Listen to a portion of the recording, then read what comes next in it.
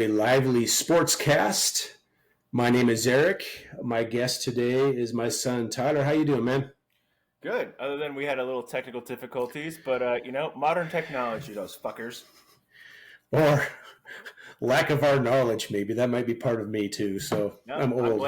I'm gonna blame everybody else. But other than that, we're doing good. All right, so this is basically just kind of a bullshit session. I hope you guys can put up with it. Well, we kind of took enough time, especially me, figuring out, hey, maybe we should use this mic.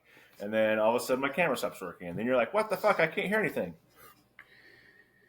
Yeah, yeah. Well, that's not unusual. We're learning. We're not professionals by any means, amateurs. But I will say, if that was recording, that would have been hilarious. Would have been. just, We just, may have to do a blooper episode, right? just. What button do I press? What the hell happened there? Yeah. Oh man. Well, how was your week so far? I know it's Friday's tomorrow, technically, or whenever this goes out. Your weekend will start. Yeah. Well, I have one day off this weekend, so Oh, that's so all right. well, at least you're making money. All I'm doing is counting down to retirement now. So So that's a thing. I didn't realize that was a thing until like you started doing it. And then one of the other coaches, he's a teacher. He's got it down to the almost the hour. my friend, well, our friend, you know her too, Cindy Macias, will pull it up on her phone and show us, hey, I have 1 year, 2 months, and 17 hours. Yep. I'm like, Exactly. damn. Yeah, exactly. And I'm over here like, man, I still got 30. Fuck. Yeah, my wife is down to 1 year and about 10 months. Sheesh. I know, I've got five. So Well, those. Let's be honest. Those 5 years will roll by, and then you'll be on a beach drinking a mai tai. hopefully I do that before then too, but okay. Oh, yeah, double dip, double dip. All right, man, well, let's get into some sports talk. For sure. I want to talk a little college basketball. The men's tournament obviously is in the Final Four stage, but I want to talk specifically about women's college basketball right now because it seems to me that the women's game at the moment has taken a more of a center stage than the men's tournament has. I'm not talking about brackets. I'm just talking about people tuning in and interest being shown. For instance, in the women's right now, you've got names people know. And in the men's, you're like, who's that? Yeah. And part of that is just they leave so damn fast. You don't get to know them before they're gone to the NBA or the G League or Europe or wherever they go. So, Well, other than what Zach Edey, but he came back. That's why we know him, right? He came back, and it helps that he's 7'4". But no, you're right. Like these, and it goes back to a lot of things. Like you were saying, they leave too damn early, so no one gets to know who they are. And the women, they stay. So we were able to see Paige Beckers come through, and then Caitlin Clark and Haley Van Leith is it Leith or Leith or, and then Angel Reese. Like we've witnessed these women, play at least 2-3 years, so they become household names. It also helps that they're pretty fucking good at basketball, and I'm happy that ESPN and the powers that be actually decided to market a women's sport enough to where the generic folk actually knows the names.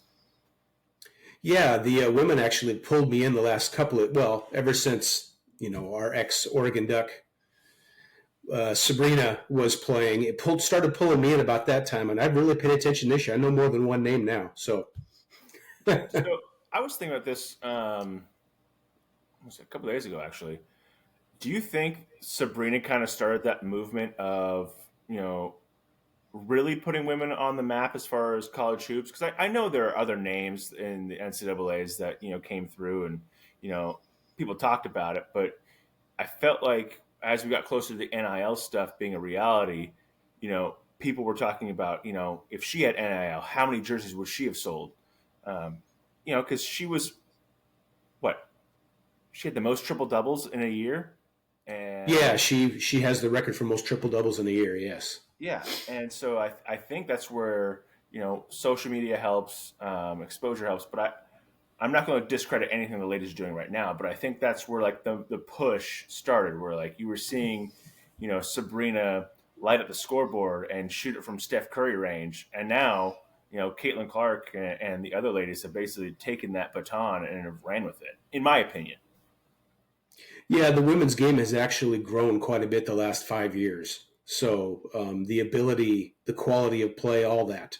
I mean, it's still not the men's game. They're not skying above the hoop and slamming them down. But that's almost become old now because who in the men can't do that, right? Yeah, you've got dudes in the park that couldn't ever play in college being able to dunk.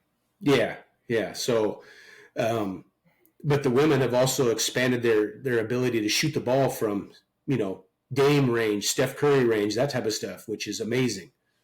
Well, yeah, you look at that Iowa LSU game. You know, Caitlin was doing what you saw Dame do, Steph do, Clay. All those guys were just like, I'm pulling up right here. I don't care if you're by me; it's going in. Yes, yeah, And yeah. She's amazing. and there's a video of Haley. She like Caitlin just pulls up out of nowhere and it goes in, and Haley's just like, "What do I do?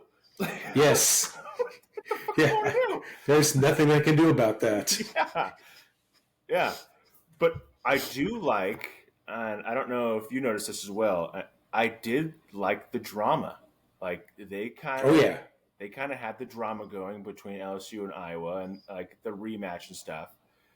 But I liked the drama, and this I give ESPN props. I don't give them props a lot when it comes to hoops, but I give them props for feeding into that drama and almost doing a WWE like package of Angel Reese doing this stuff and then doing the ring and then Caitlin's face and then Caitlin. It's almost like a hype up to WrestleMania or something. It was kind of cool to watch. well, and when Angel Reese fouled out one time, I think it was Caitlin, but it might have been one of her teammates waved to her by. See ya. Well, Angel did that in the UCLA game. I think it was Yes. UCLA. Yeah. So that I think that was part of why she did it, though. So yeah, they're bringing in something other than just basketball, which makes people want to watch. Right. And I hope for, women's basketball's sake, I hope this type of coverage continues. And I hope it's not just a one off. Now, Juju from USC is going to help that because she's amazing. Yes. But I hope there's a couple other ladies that show up and are able to help that as well. Because Caitlin was there and she was like the anomaly, but it helped to have that supporting cast of people to help with the marketing and the branding and stuff like that. Right. Right. I agree. But there's a lot of stuff that can fix women's basketball, and I think it has to do with just getting in front of people, and I think people need to stop comparing it to the men's game because it's different. You don't have people dunking, you don't have uh, people really getting crossed over like Kyrie's crossing people over. It's a different style, and I think we have to appreciate for the different style of basketball that it is. 100%. It's kind of like college football compared to the NFL. Yeah, it's different. It's different. It's different. Still good. Yes, you can still appreciate the athletes that are there, but you have to understand. No, you don't have Mahomes throwing the ball. You've got some dude who's just hoping he gets another scholarship somewhere, or hey, this could be his last go around ever, right? So Yes. hey, is he going to try to sling it into tight windows? Absolutely. He's trying to put on a show because he's going to go be an insurance agent later. he can hope he carries a clipboard for 3 or 4 years, but that's just a big hope. Yeah, absolutely.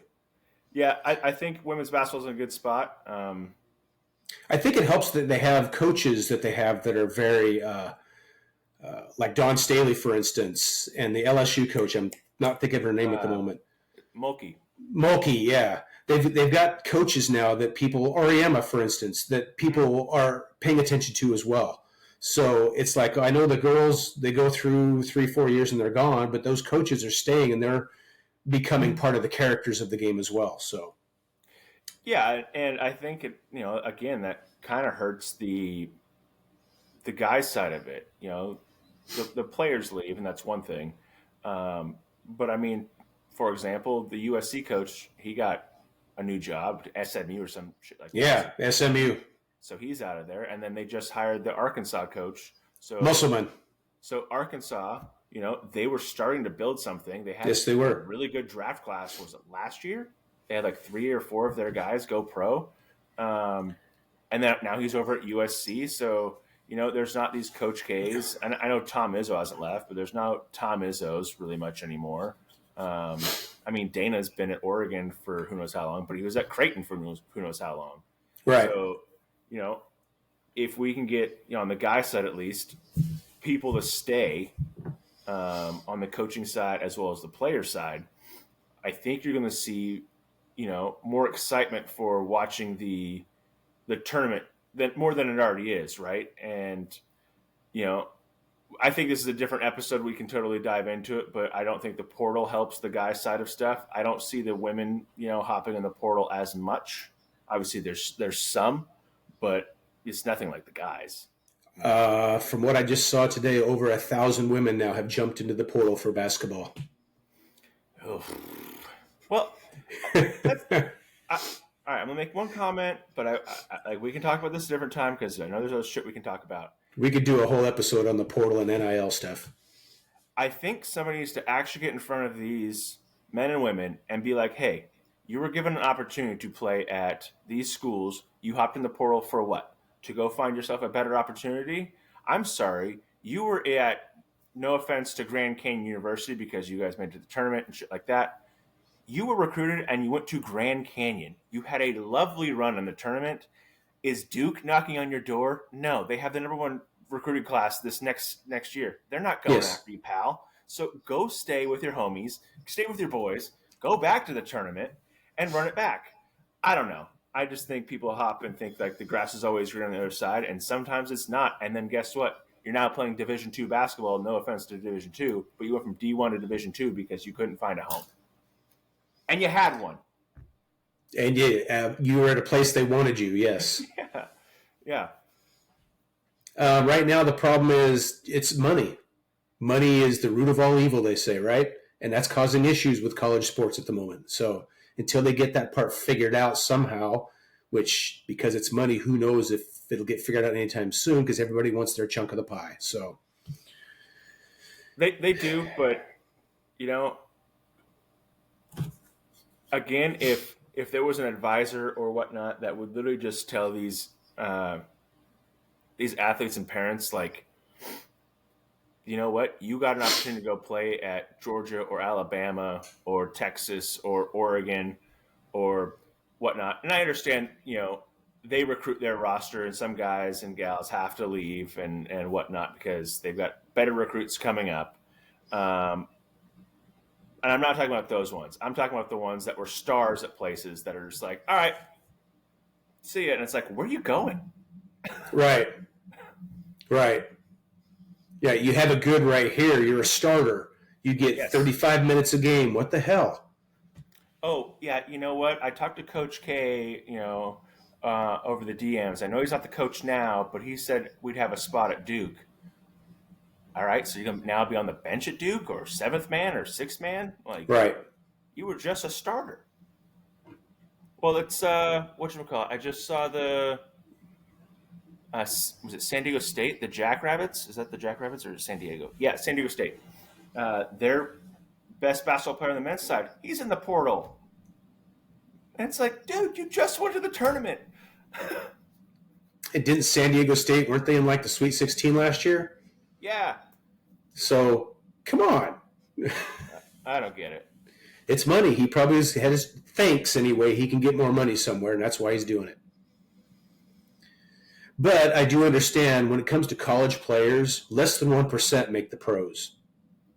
So a lot of them need to get it while they can because the next thing they know, they're selling insurance, right? Yeah, but how much money are you really making, right? Being right. Six man somewhere. Right. Someone said that I think they said the South Carolina women's team, every single player, even the ones on the bench, are getting 6 figures minimum. Can I be a person on the bench? So that's part of why it's happening, though. You've got teams like that. I could be wrong on the South Carolina part, but I swear that's what I heard. Every single player on that team, even the ones sitting on the bench, are getting at least six figures. There might be a couple getting seven. Oh yeah, I mean, you see that across the board. But that's a chunk of change when you're 18, 19 years old. That's a big chunk of change. So it's hard to say you shouldn't do that.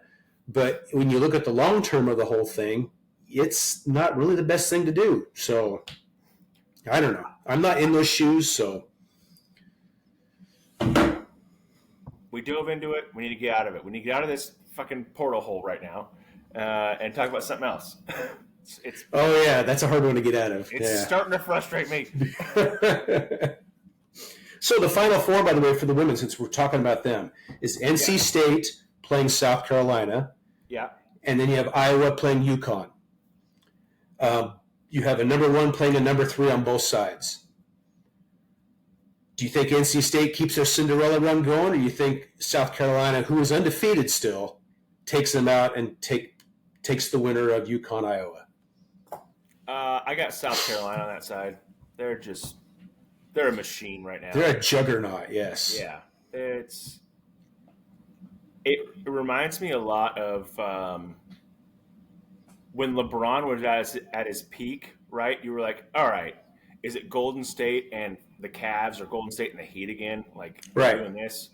And it's just like chalking up on the East, Cleveland. And in the West, iffy, but most likely Golden State. Right. But on the other side, I don't know. I don't know about that one because you've got Caitlin Clark, right? But Iowa's pretty injured. They don't have that much depth. Can she pull another 41-point game out of her ass and light it up? But then again, you have Paige Buckets on the other side, and she's no scrub. And you have one of the best coaches in all of college basketball on that side. Ever. Yes. He's so effing good. The guys' teams take him as an advisor at times. You're right, they do. Yeah, no, that's a hard one to choose. I'm shooting for Iowa just because it's Iowa. Yeah. How many times do you hear a team from Iowa doing anything other than maybe the wrestling team? So. Oh, that's true. Or you heard a lot about Iowa during the football season, how their offense couldn't score a damn point. But well, yeah. But no, as much as I want to see Paige go get one because she was hurt, I think just for the optics, I will have to support the Iowa take because it's going to, give another week of, can Caitlin Clark slay the dragon? It's like a David and Goliath. So when they played LSU, they pulled in a 12.3 million people, which is the largest amount ever to watch a women's basketball game. I believe at one point they said during the game there were up to 16 million people. And I was one of them. So was I. Yeah, so think about it. We were watching that because of Angel Reese and Caitlin Clark and all that goes on. But if we had South Carolina against Iowa, oh yeah, that's another one of those. That's similar, in my opinion, to the LSU Iowa get thing. So that's going to pull in another gigantic amount of people. For sure. Think of all the girls that are 10, 12 years old watching this going, I want to do that. I want to be that. And going outside and shooting hoops with their mom or their dad or their uncle or whoever. I hope that this inspires a whole other generation of women to go be great, right? I hope it does. And if it doesn't, then get your ass off TikTok and go fucking shoot a basket because you can do it too, right? Like, or get out and get good at it, put it on TikTok, and a coach will recruit your ass. There you go. Yeah. I mean, we don't got to do all the dances. I don't even know what they are, but I mean, it's not this one anymore. I've never known all the dance shit. Oh, no, come on. It's Grease like... Oh, yeah, that's right, Grease. That one's not on there. No. I don't even have TikTok, so I don't even know. No, I don't. No, people will show me videos, but no, I don't pay attention to TikTok. Mm-mm. So. Yeah. Besides, they say China's running it and they're trying to subvert the U.S. So China. Yeah, I think that women's basketball is a good spot, and I agree with you that probably the best outcome for women's basketball, especially the Final Four, would be a South Carolina, Iowa. I just hope the WNBA can pick up on this type of the feeling that people are getting from this and try to grow it somehow that way, because the WNBA has been making some moves, but they could really take that off with some of these people that are coming out of the college ranks right now. Maybe pull a coach too. So, well, I'll say this much: first step, in my opinion, to get people to watch, not have your season kick off in the middle of summer. Yeah, that's part of the issue for me too. Is the time of year they do it. Yes, I would say have it during basketball season, like they have it right now on the women's side. You can offset game days, so you're not combating with the NBA, to where you're not watching LeBron and Steph or whoever go against anybody else over here. You can pick days. Well, yeah, the NBA is part of the WNBA, are they not? So they can figure something out. The WNBA only exists because of the NBA. Exactly. So they can figure something out. They can work together and get his shit together. So, and in my opinion, I would rather go to a basketball game during basketball season, not when it is 70 and sunny here in Oregon. 70 and sunny, I want to be outside, shorts, playing cornhole, drinking on a porch, whatever. I'm not going to go into an arena and be like, yay, basketball. I'd rather be watching a baseball game. That's just me. I know there's other people that go to these games and they enjoy it, but I think you got to keep the seasons where they need to be. Just like spring football, get that shit out of there and put it in the fall. I agree with that 100%. Yes, it needs to be. They're like, well, we can't compete with the NFL. Well, I understand you can't, but you can get a better crowd when people are thinking football. They don't think football when it's 85 degrees out. You know who doesn't think, oh, we can't compete with the NFL? College, because they don't go on the same days. And the NFL's making a thing about that, though. They're trying to do other days now, so we'll see how that goes. Sure. And they will because they're the effing king. But, all right. So you put the WNBA in the wintertime with the NBA, and you piggyback on it because you already do that anyway by inviting WNBA players to the All-Star games. You can have your women's All-Star game during All-Star weekend. They also have color commentators and whatnot that are WNBA ex-players. I mean, come on. I 100% agree with that. You can make All-Star Saturday night better than what this bullshit they already have going on now. Like, oh yeah, you have the women's game, and then you can go parlay that into skill competitions, and the dunk contest, which is trash. It's become bogus, yes. And you can have women's 3-point contest along with the men's, and then you know what I think would be hilarious? The winner of the women's one goes against the winner against the guys. And you do it not only on the skills comp, but the 3-point shooting contest. I like that. Or that little version of shoot around thing that they did this year where little bubbles and shoot from there. Yeah, have ladies go against the guys in that. Or you mix them up. So it's, say, Indiana Fever and the Pacers are together. And then New York's with, yeah. I like that one. Yeah, go co-ed with them. Yes. Basketball is a co-ed game anyway. Correct. Or it should be. Well, I mean, there's leagues, right? But you go to like a 24, there might be a couple girls intermingled in there because they're ballers, right? Right. You can't say the same thing about tackle football. No offense to the ladies, but I'm sorry, you don't want to get hit by Ray Lewis. How do you think my sister Melinda became a college basketball player? Yeah, it was small college, but she played with the guys out on the street with us and my friends. And that's a lot of these girls that are coming up, right? They played with guys. Yes. And I'm not saying like, in a day-to-day game, they can go, down low against Boogie Cousins. No. But, in an all-star weekend, easily done. Yes. And they do it anyway. So why not have the seasons go at the same time? Yep. Yep. No, they would have like let's say a Friday night doubleheader with the Lakers playing the Spurs, and the second of the doubleheaders, the New York Liberty playing whatever, or the other way around, however you want to put it. Yeah. So I don't see why you wouldn't do that. I don't know. We're just two guys on a podcast coming up with what we think are really good ideas, and I know that some exec at the NBA and the WNBA are definitely going to hear this, and they'll be like, you know what? These two livelies know what they're talking about. We need to throw some money their way. Yeah. So I have a question for you since we're talking basketball. We have the basketball season for the NBA done in a week and a half? Like there's 5 or 6 games left. When you're looking at, yes. There's like 5 or 6 games left in the regular season. Yeah.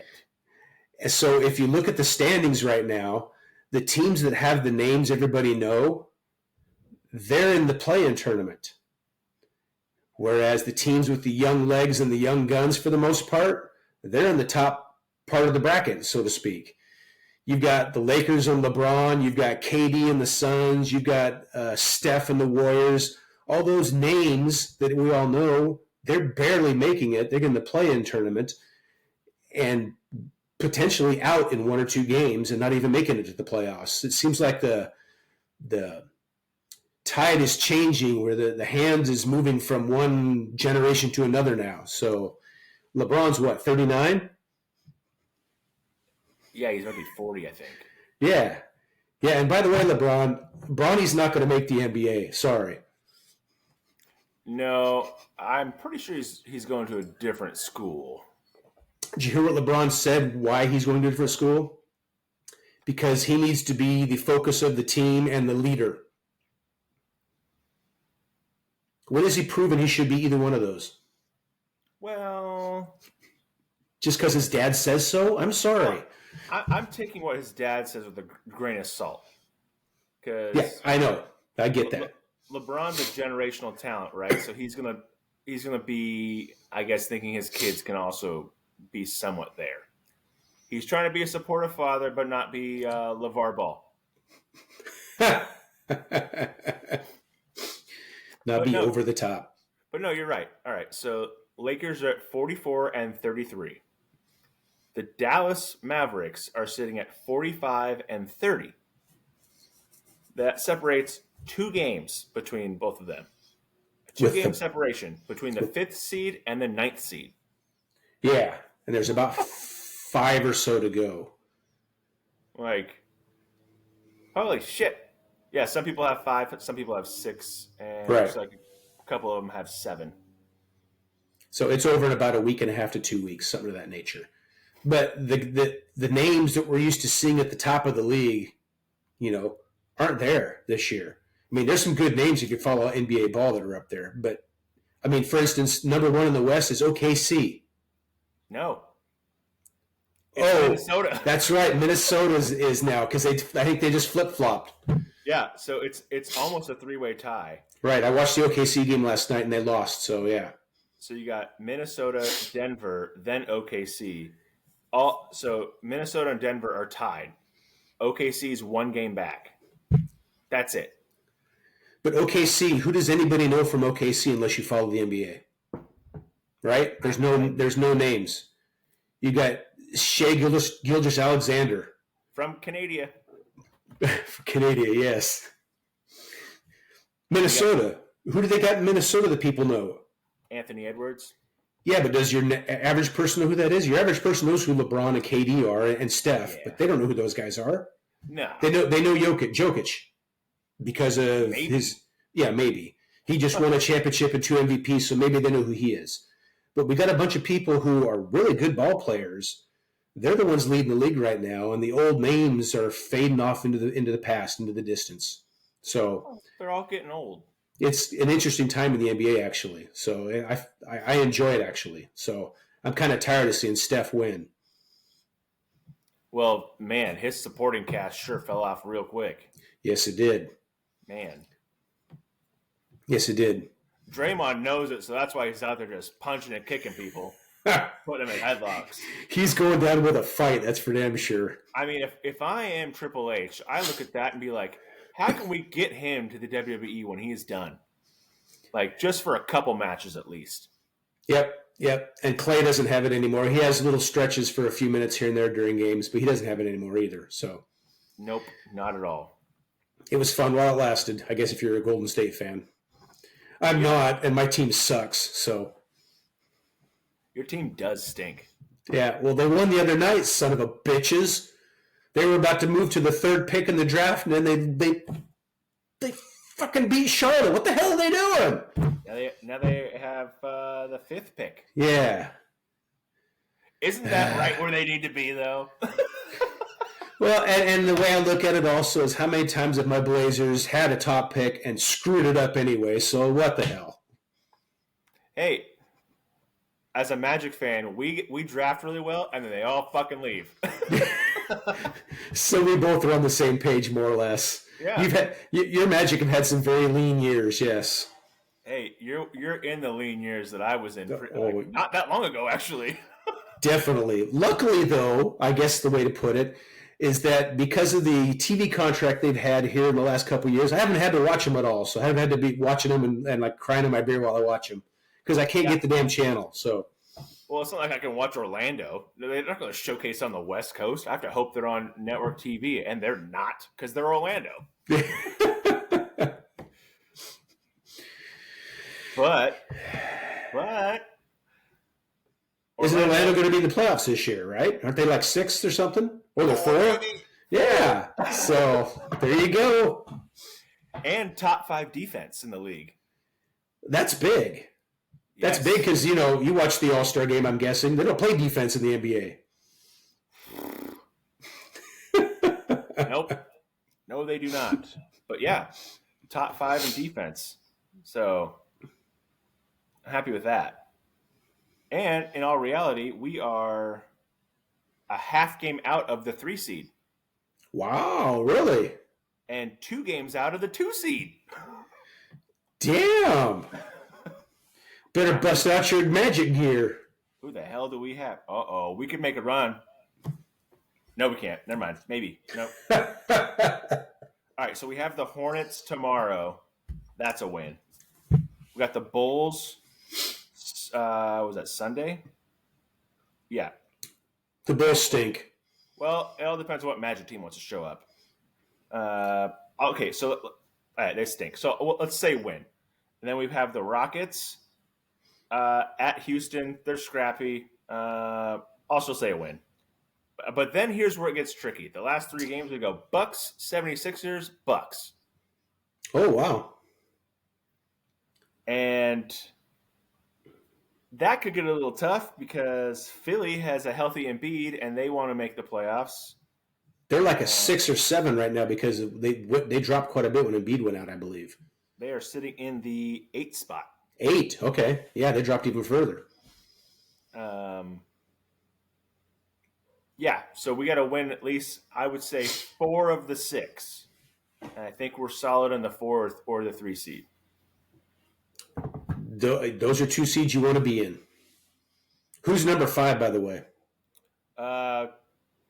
New York, and they just lost what's his face. Randall. Yeah, he's out for the season now. So Yeah, so now they're going to go. well, he hasn't been playing because he's been out, but now they keep saying he was going to come back, but now he's out, season-ending surgery next year. So start with the Knicks if they're number 4. They get the home court advantage, so that's good. Yeah. And if they play good defense, the Knicks are a good team to play it against because offensively they're real up and down. I've watched them quite a bit this year, actually. So. And what is it? It's hilarious to see, points per games that teams give up, and every single team in the league is over 100. Oh yeah. Right now, the Magic only give up 108.2. Only. Well, Milwaukee gives up 116.8. Well, that's the Dame effect. That's true. And you know how much I love Dame, but every time he's on a team, there's no defense. No. He's got Giannis, so he's still got no defense. Oh, I take that back. We are third. The only teams better than us are Minnesota and New York. Oh, wow. So you're third and New York's number 2? Yep. So that could be a defensive game. It might be 102 to 103 rather than 122 to 123. Yeah. Could be. I don't know. We'll see. It's tough because it's the playoffs, right? Like, you and I can sit here and be like, oh, yeah, you know what? They're going to, be really good. And then they get swept. And we're like, shit. Yes. Yes. It's all about matchups. And then I just chalk it up to Orlando being young, and that's that. They are young. They've got a lot to learn, and they are learning. So that you've got a lot of potential coming. You can look forward to the next several years. I mean, in all reality, so could the Blazers, right? Like, 90% of this year so far, your stars have been hurt. Yeah. I mean, Sharp was getting surgery, so he's out. Ant, we don't know what he's doing. They'll say, like, contusion or whatever. He just doesn't want to get injured playing on a shitty team right now. I don't know. Like, Ayton is up and down.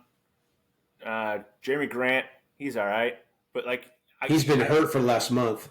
But I don't know if you can really give, like, a full analysis of what this team actually is because they haven't played together.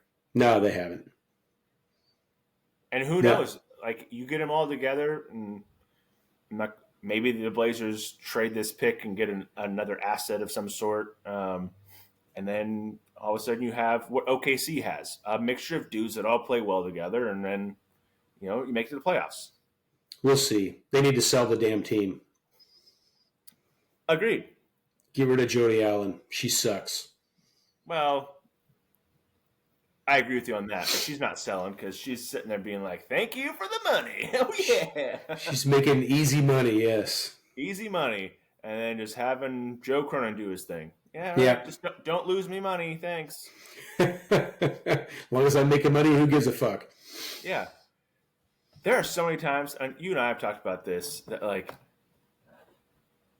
we could, I'm not going to say easily, but I think it wouldn't be as hard to be a general manager of a sport as people make it out to be. Like, it doesn't seem like it would be, right? It doesn't seem like it. Like, how many times do you see, like, GMs that are buddies that are just like, yo, you want to do this trade? Ah, cool. Let's go have a couple beers. Let's have a chat. See what we think. All right, we're good. Yeah. And then, you know what? Hey, do you want to text Woj or should I text Woj? Or how about this? You text Shams, I'll text Woj. We'll go from there. Exactly. Yeah. I mean, shoot, Anthony even told me I should go and try to be a general manager or something like that. And I was like, I don't know, man. There's a lot of shit that goes on in the NBA that, you should be a general manager for. And, you got to deal with a lot of little bitchy-ass players that want to whine about shit or not play because they don't want to get hurt. It's like, I'd get fired so quick. Like, I'm paying you $45 million a year and you want to have a rest day? Yeah. I like hearing Charles Barkley talk about that one. I don't understand the rest days, and I think that needs to get fixed. I think Adam Silver needs to, like, put a little more down. If you are legitimately injured, I get it. But if the trainer comes out and says you have a knee contusion, bro, you got a bruise on your knee. We've all got those. Yes. Or a thigh contusion. And they make up names for their injuries, so it sounds worse. Oh, yeah. All you have to use is technical term, and Joe Blow, who doesn't know anything medical, is like, oh, my God, what's happening? Is he done for the year? Exactly. He should be resting. Uh, And then you have baseball players being like, yeah, cool. I mean, we play like every other day or, 3 days in a row, one travel day, we're back at it again. Yeah, we're playing the whole season. No big deal. yep. It's a little different for baseball players, but yeah, you're right. Well, what is really different? You're still fielding. You're running around. You still have to run the bases. If Acuna's playing the Marlins, you know you're catching a 95-mile-an-hour fastball to the ribs. You're on a plane every 3 days. Sometimes you stand in the field the whole game and a ball never gets hit your way too. So, well, and then today's game, you have DHs on all the teams, so you come up one time every 3 innings to take like 4 swings, maybe. So yeah, there's some pluses and minuses. Sure. And I'm a huge baseball fan, you know that. So I would say the plus for both of them though is each sport gets guaranteed money. yes, it's the money. We come back to the money, just like we started the whole cast here with. All about the money. Yep. All right, man. I think we're going to finish this one up. All right. We'll do it again. Don't be surprised if you see Tyler on here more often. Then obviously we've done 2, and he's been on here both times. But be on here more often. We seem to do very good together, so get a lot of compliments from people about that. So I appreciate you, man. Appreciate you as well. If you're watching this, please subscribe. I appreciate that. If I get enough subscribers here at some point soon, we can do live versions of this so people can send messages to us, make comments, that type of thing. Yeah, we can have the lovely chat. We can read chat. Well, some of us can. And we can have mods. So if you get a little crazy, you're banned. All right, man. I appreciate it. Yep. Appreciate you. Thanks for watching, guys. Peace.